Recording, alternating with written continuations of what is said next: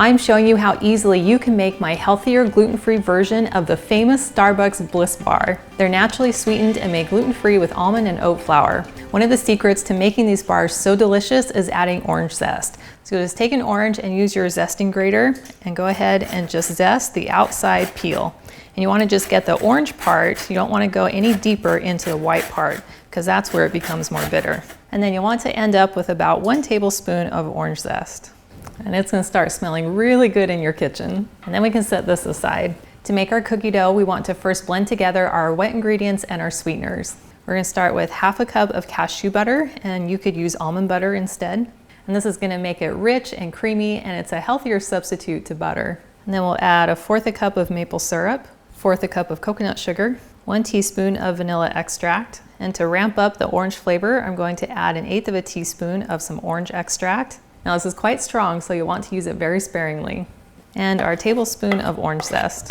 And then I'll mix these on high until they're well combined.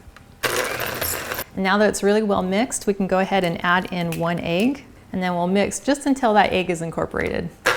And now we can add our dry ingredients, which includes 1 cup of almond flour, 1/2 cup of oat flour, and then I have 1/2 teaspoon of baking powder, 1/2 teaspoon of cinnamon, 1/2 teaspoon of ginger, and 1/4 teaspoon of salt. We'll just dump those right on top. And then we'll mix these together till we have a really soft cookie dough. Now we want to add 1/4 cup of our dried cranberries and 1/4 cup of white chocolate chips. And then we'll just barely mix these until they're incorporated. So the final consistency will be similar to a slightly sticky cookie dough. And now we can spread the dough into our pan. So I'm just going to use a spatula and dump it right into my pan. Now it will be a little bit sticky, so I'm just going to push my fingers in to hold my parchment paper in place, and then I'll push it out towards the edges. And having that parchment paper is going to make it so much easier for getting the bars in and out later. If you could use more healthy inspiration on a regular basis, I invite you to join my email list. All you have to do is click on the link that's in the video description below, and that is the best way for us to stay connected. And now that the dough is all spread out in the pan, this can go into a 350-degree oven for about 12 to 14 minutes, or just until those edges are starting to turn a really light golden brown.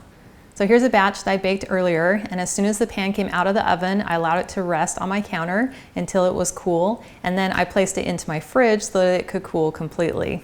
You can see how easy it is to lift it right up and out of my pan using my parchment paper. Now we'll want to make our cream cheese frosting. And we're going to start with 8 ounces of cream cheese, or 1 block, in a pan, and you want it to be room temperature. Then I'm going to add 1/2 teaspoon of vanilla and 2 pinches of salt. And then I'm going to mix this on high until it's nice and smooth. Now that the cream cheese is soft, I'll go ahead and add 1/2 cup of organic powdered sugar. And you can use regular if you prefer. And then I'll mix this in until it's well combined. Next, we're going to melt down some white chocolate, mix that in with the frosting, and then it's going to help it set just a little bit firmer on top of our bars. So I've added 1/4 cup of white chocolate chips to a microwave-safe bowl, and then I'm going to heat this up in the microwave in 20-second intervals, taking it out to stir in between until it's nice and melted. So after several 20-second intervals, you can see that this white chocolate is nice and melted. So I'm just going to mix it for a second here just to break down any of those little clumps of chocolate. Now I'm going to pour almost all of it into my bowl of cream cheese frosting. But I'm going to leave about, a tablespoon of chocolate in the bowl to drizzle on top of the bars. And then I'll just mix in the white chocolate till it's nice and smooth. Well, now is a really good time to go in for a little pinky test. Just for quality control assurance. That's yummy. And now we can take our spatula and just spoon out our frosting and dump it right on top of our bars. And this will give you a very generous amount of frosting, which I am totally okay with. And now that we've spread our frosting nice and even on top of the bars, we can go ahead and sprinkle on some more of our dried cranberries. And there's really no rhyme or reason to this, but you do want to break them up so that you don't have any big chunks of cranberries, because that will make it a little more difficult for when you're chopping through your bars. The final step to getting that beautiful Starbucks Bliss bar aesthetic is to drizzle on some white chocolate.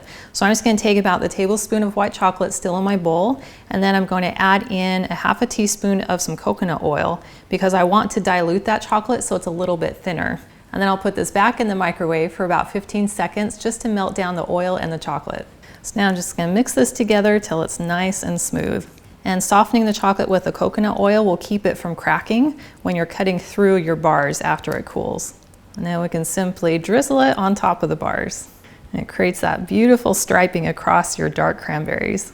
Now you want to put this into your fridge to allow the cream cheese and the chocolate to cool and set. If you're in a hurry, you can also put it into your freezer. Since I'm a little on the impatient side, I'm gonna put it in my freezer. So I have here one of my cooled and cut Bliss bars. And compared to the Starbucks Bliss bar, I think it's a dead ringer.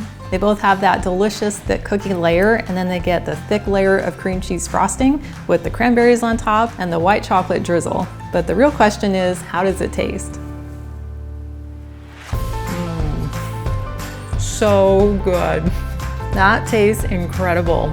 As soon as you bite in, you get that delicious sweet cookie, and then you crunch into a white chocolate chip, and then you get that kind of sweet tartness coming from the cranberries, and then that cream cheese frosting just kind of fills in all around it.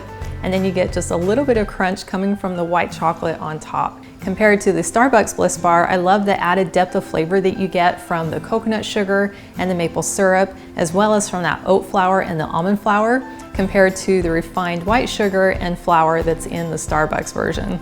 Now, of course, it is a treat and needs to be eaten in moderation, but at least you know you're eating something with clean, natural ingredients that leave me feeling just as good even after I eat it. Well, thank you so much for hanging out with me today in my kitchen, and I've included a link in the video description below to my website where you get the full recipe at gentletummy.com, and I invite you to like and subscribe to my channel. And if you know someone else who you think would love this recipe, please share this video with them, and I cannot wait to have you hang out with me again in my kitchen.